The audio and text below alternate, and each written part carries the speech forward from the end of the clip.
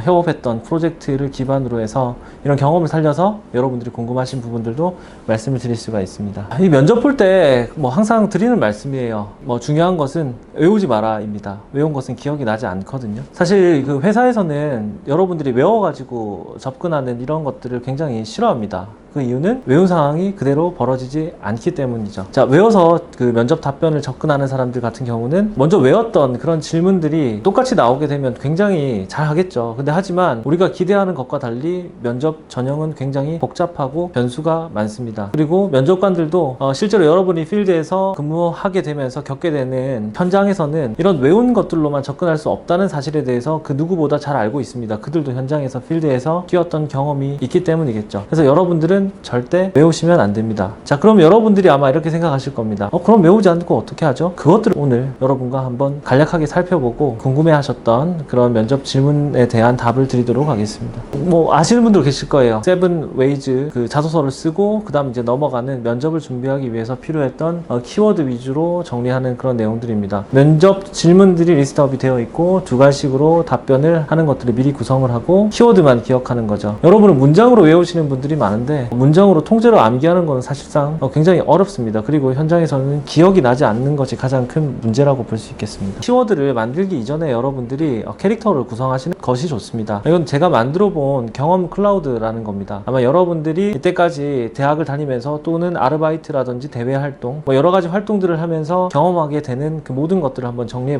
보았습니다. 아마 여러분이 하셨던 것들은 거의 여기에 속하실 거예요. 이것들을 기반으로 이것들이 그냥 한 어떤 경험과 활동들이 아닙니다. 이것들을 기반으로 캐릭터를 구성하시는 것이, 그리고 캐릭터를 구성한 대로 아주 일관성 있게 답변하시는 것들이 여러분들이 중심축을 잡고 그런 변수 없이 면접을 보실 수 있게 만드는 그런 어떤 주요한 방식이 아닌가라고 생각을 합니다. 긴장하고 암기했을 경우에 앞서 말씀드린 것처럼 이런 화이트아웃 현상이 발생합니다. 마치 지금 보시고 있는 장표가 하얀색 배경처럼 이렇게 화이트아웃 현상이 발생을 하죠. 많은 분들이 외워요. 근데 이런 현상들이 자주 발생하는 걸 볼 수 있습니다. 면접 답변을 키워드가 아닌 문장 형식으로 다 외우고, 그리고 심지어 면접장 바로 앞에서도 외웠던 것, 동의로 정리한 것들을 그대로 외우고 있는 친구들 같은 경우는 이런 현상을 겪게 될 가능성이 매우 높습니다. 모두 다 그런 건 아니지만 굉장히 이런 화이트아웃 현상을 겪게 될 가능성이 높다라는 것을 말씀드릴 수 있습니다. 그리고 여러분들이 너무 심려치 않으셔도 되는 게, 여러분이 설령 외웠다 또는 뭐 어떤 것들을 준비했다 하더라도 괜찮습니다. 면접관들은 사실 우리가 어떤 방식으로 생각하고 준비했는지 알지 못합니다. 그래서 먼저 내가 어떤 준비했던 것들과